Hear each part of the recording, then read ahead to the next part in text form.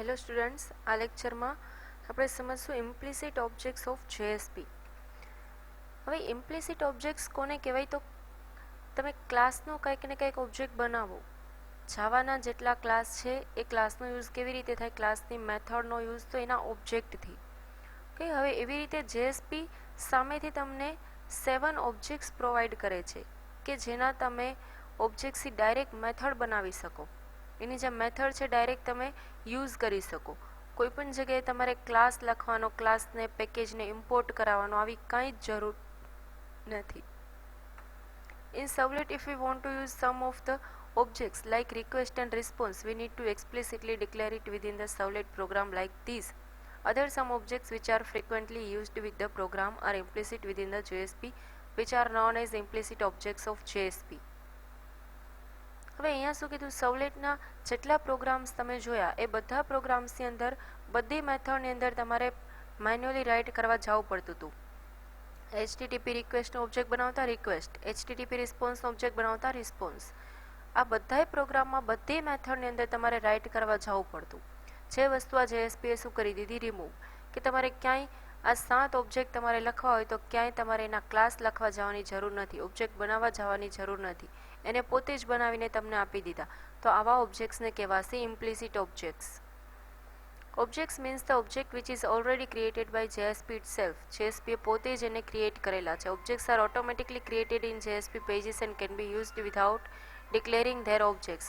ક્યાંય એના ઓબ્જેક્ટ્સ તમારે ડિક્લેર કરીને એને યુઝ કરવાની જરૂર નથી, ડાયરેક્ટલી તમે એને યુઝ કરી શકો. The reason behind implicit object is JSP page is also converted into servlet at last. So some of objects should be provided by JSP also, programming similar to Servlet. અહીંયા શું કીધું છે કે શું કામ આવા ઓબ્જેક્ટનો યુઝ કરેલો છે? સર્વલેટના જે ઓબ્જેક્ટ્સ હતા એ જ શું કામ અહીંયા સેમ રાખેલા? તો કે એટ લાસ્ટ JSPના પેજીસ, JSPની ફાઇલ સર્વલેટની અંદર કન્વર્ટ થાય છે. એટલા માટે સર્વલેટના જેટલા ઓબ્જેક્ટ્સ આપણે યુઝ કરતા હતા એ જ ઓબ્જેક્ટ્સને અહીંયા ઇમ્પ્લિસિટ ઓબ્જેક્ટ બનાવી દીધા. અધરવાઇઝ અહીંયા તમે રિક્વેસ્ટની જગ્યાએ બીજું કંઈક નામ આપો, રિક્વેસ્ટની જગ્યાએ ખાલી REQ રાખી દો, તો અગેન સર્વલેટની અંદર જ્યારે કન્વર્ટ થાય ત્યારે અગેન એ રિક્વેસ્ટમાં જ કન્વર્ટ થઈ જાય. ઓકે, REQમાંથી રિક્વેસ્ટમાં જ કન્વર્ટ થઈ જાય. એટલા માટે જેટલા ઓબ્જેક્ટ સર્વલેટની અંદર ઇનબિલ્ટ હતા, જેટલા આપણે બનાવીને રાખ્યા હતા, એને જ અહીંયા ઇનબિલ્ટ આપણે કરી દીધા.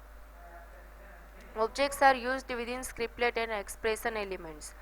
આના ઓબ્જેક્ટ્સ છે, ઇમ્પ્લિસિટ ઓબ્જેક્ટ્સ છે 6 થી 7, એ શેના સાથે યુઝ થશે? સ્ક્રિપ્ટલેટ અને એક્સપ્રેશન ટેગની યુઝથી જ.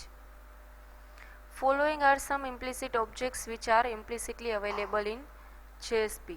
આ 7 ઓબ્જેક્ટ્સ તમને અહીંયા આપેલા છે: request, response, out, session, config, exception અને એપ્લિકેશન. એમાંથી રિક્વેસ્ટ અને રિસ્પોન્સ આપણે ઘણી બધી વાર યુઝ કરતા હતા સર્વલેટના પ્રોગ્રામની અંદર. આઉટનો ઓબ્જેક્ટ પણ આપણે યુઝ કરેલો છે. જે વોટેવર 4 થી 5 છે એ થોડાક ન્યૂ છે. તેમાં 1 by 1 જોઈએ. ફર્સ્ટ છે request. Most important object which is used in JSP programming. The entire request coming from client can be obtained from these object. User જ્યારે રિક્વેસ્ટ કરે છે, યુઝર ID, પાસવર્ડ કે વોટેવર કાંઈ એને ઇન્ફોર્મેશન ડિસ્પ્લે કરવા માટે જોઈએ છે, જેટલી રિક્વેસ્ટ આવે છે યુઝરની એ બધી રિક્વેસ્ટ નામના ઓબ્જેક્ટથી હેન્ડલ થાય છે. અને આ રિક્વેસ્ટ જે ઇમ્પ્લિસિટ ઓબ્જેક્ટ બનેલો છે, મતલબ કે એક એવો કીવર્ડ કે જેને તમે ડાયરેક્ટલી યુઝ કરી શકો JSPની અંદર, specially JSP keywords. Okay, javax.servlet.http servlet request આ નામના ક્લાસની અંદર આ ઓબ્જેક્ટ બનેલો પડેલો છે, રિક્વેસ્ટ નામનો. કે એટલે જો એને પૂછે કે આ ઓબ્જેક્ટ્સના ક્લાસ, તો javax.servlet.http servlet request. You can see all parameters which are sent by client through request object.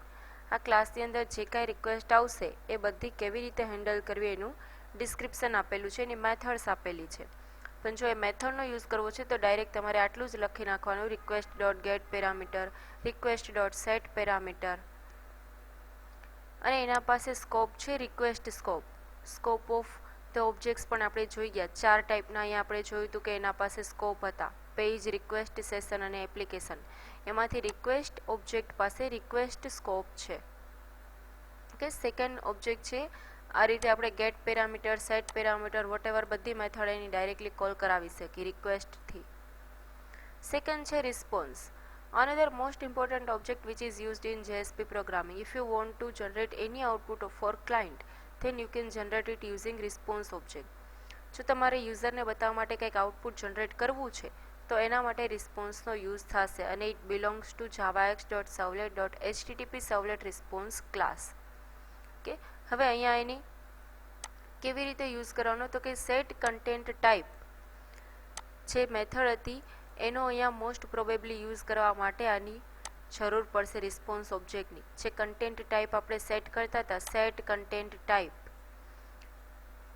Slash કરીને HTML સ્લેશ કરીને PHP text colon text oblique HTML text oblique plane કે જે આપણે કન્ટેન્ટ ટાઈપ એના set કરતા હતા એના માટે આપણે લખતા હતા response dot set content type. આ મેથડનો યુઝ કરવા માટે જ આપણે રિસ્પોન્સનો ઓબ્જેક્ટ રિક્વાયર્ડ છે. કે રીડાયરેક્ટ તમારે ક્યાંય કરવી છે તો એ પણ તમારે સેન્ડ રીડાયરેક્ટ મેથડ પણ રિસ્પોન્સથી થશે. Response dot send redirect. Okay, અને એના પાસે સ્કોપ છે is only because it is used to generate output of a particular page. If you want to transfer control from one page to another, then send redirect method of response. કે જો તમારે એને બીજા પેજમાં transfer કરાવવાની જરૂર છે તો પણ રિસ્પોન્સનો ઓબ્જેક્ટ યુઝ કરવો પડશે. થર્ડ છે session. As the name suggest session implicit object is use for session tracking. સેશનનો જે આપણે સ્કોપ જોયા હતા સેમ એવી જ રીતે એનો ઓબ્જેક્ટ પણ છે. મતલબ કે આ ઇમ્પ્લિસિટ ઓબ્જેક્ટ પાસે સેશનનો સ્કોપ છે.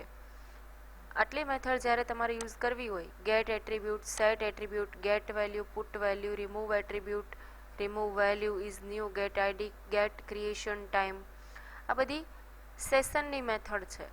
કે સેશનની આટલી મેથડ યુઝ કરવા માટે સેશનનો ઇમ્પ્લિસિટ ઓબ્જેક્ટ યુઝ કરવો કમ્પલસરી છે.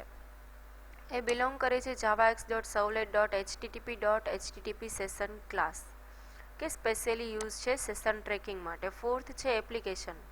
એપ્લિકેશન માટે સ્કોપ છે application. This implicit object is used to set values and attributes at application level.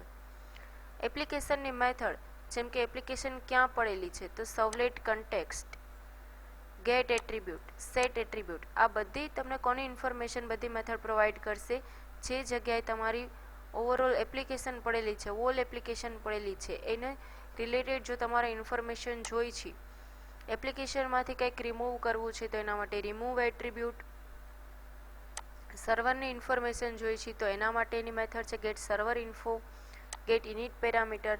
આ કંઈ સર્વર લેવલની એપ્લિકેશન લેવલની તમારે મેથડ યુઝ કરવી છે તો એના માટેનો ઓબ્જેક્ટ છે એપ્લિકેશન.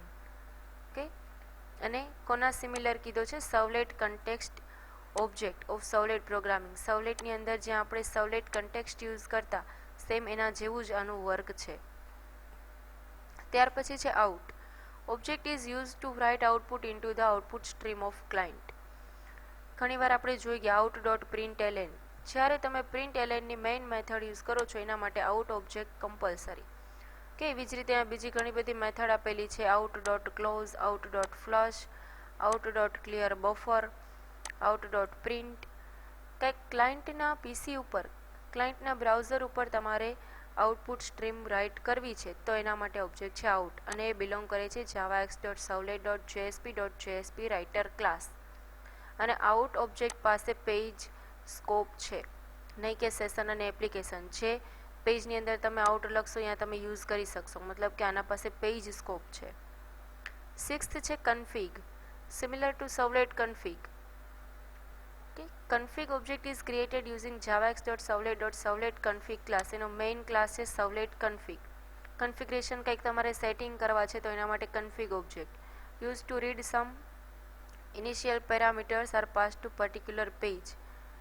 એક ઇનિશિયલાઇઝેશન પેરામીટર્સ આપણે જોઈ ગયા ગેટ ઇનિટ પેરામીટર, તો એને તમારે સ્ટાર્ટ કરવી છે, એની વેલ્યુ તમારે પ્રિન્ટ કરાવવી છે, એના નામ પ્રિન્ટ કરાવવા છે, કઈ જગ્યાએ પડેલી છે, સર્વલેટનો કન્ટેક્સ્ટ આખો પાથ તમારે પ્રિન્ટ કરાવવો છે તો એના માટે ઓબ્જેક્ટ યુઝ કરવાનો કન્ફિગ.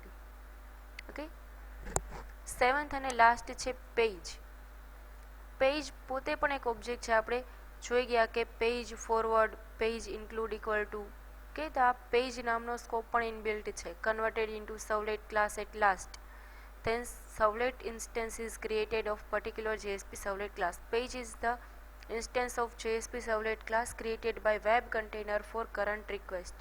જેટલી તમે રિક્વેસ્ટ કરો છો એના પાસે બાય ડિફોલ્ટ પેજ નામનો સ્કોપ હશે, પેજ નામનો ઓબ્જેક્ટ હશે, ઓકે, અને પેજ નામનો ક્લાસ હશે. Page is the instance of current JSP servlet class, contains method of object along with all the methods created inside JSP page. જેટલી method તમે પેજની અંદર રાઇટ કરો છો એ બધી મેથડનો યુઝ કરવા માટે પેજ નામનો ઇમ્પ્લિસિટ ઓબ્જેક્ટ યુઝ કરવો કમ્પલસરી છે. હવે જે સાથે આપણે ઇમ્પ્લિસિટ ઓબ્જેક્ટ્સ જોઈ ગયા, સાથે સાથના ક્લાસ ક્યાં છે અને એનું એક લાઇનમાં ડિસ્ક્રિપ્શન શું છે એનો અહીંયા તમને એક ચાર્ટ આપેલો છે. રિક્વેસ્ટ માટે સુપર ક્લાસ છે HTTP સર્વલેટ રિક્વેસ્ટ અને પ્રોવાઇડ્સ રિક્વેસ્ટ ઇન્ફોર્મેશન. એ જ રીતે response send data back to the client. Out માટે સુપર ક્લાસ છે JSP writer, write data to the response output stream. Session માટે ક્લાસ છે HTTP સેશન અને સેશન ટ્રેકિંગ માટે યુઝ થાય છે. એપ્લિકેશન ઓબ્જેક્ટ છે એના પાસે છે સર્વલેટ કન્ટેક્સ્ટ અને અહીંયા એનું ડિસ્ક્રિપ્શન છે કે servlet related data shared by JSP and servlet in the application. કેવી રીતે ડેટા શેર થાય છે એના રિલેટેડ ઇન્ફોર્મેશન હશે એપ્લિકેશન નામના ઓબ્જેક્ટ પાસે. પેજ કન્ટેક્સ્ટ એના માટેનો ક્લાસ છે page context, contains data associated with the whole page. config provides the configuration data. page similar with these in java. these નામનો કીવર્ડ તમે જાવામાં ડિટેલ સ્ટડી કર્યો હશે, એના જેવું જ વર્ક કરે છે. એક્સેપ્શન હેન્ડલિંગ એના માટે છે એક્સેપ્શન નામનો ઓબ્જેક્ટ. ઓકે, તો અહીંયા આપણે 7 જોયા હતા પણ અહીંયા એક તમને એક્સ્ટ્રા આપેલો છે એક્સેપ્શન. આ ઓબ્જેક્ટ પણ છે જેનું અહીંયા ડિસ્ક્રિપ્શન નથી આપેલું. તો 7 થી 8 આપણે ઇનબિલ્ટ ઓબ્જેક્ટ જોયા. જ્યારે તમે ઓબ્જેક્ટના નામ લખો ઇમ્પ્લિસિટ ઓબ્જેક્ટ ત્યારે કમ્પલસરી ફર્સ્ટ કેરેક્ટર છે બધા સ્મોલમાં આવવા જોઈએ. અહીંયા કેપિટલ છે પણ આ રીતે તમે અહીંયા જોશો તો બધાના જે ફર્સ્ટ કેરેક્ટર છે સ્મોલ જ આવવા જોઈએ કમ્પલસરી, તો જ એ ઇમ્પ્લિસિટ ઓબ્જેક્ટ બનશે. અને જ્યારે એનો ક્લાસ લખો ત્યારે ક્લાસના બધા ફર્સ્ટ કેરેક્ટર છે કેપિટલ. HTTPનો H કેપિટલ, સર્વલેટનો S અને રિક્વેસ્ટનો R.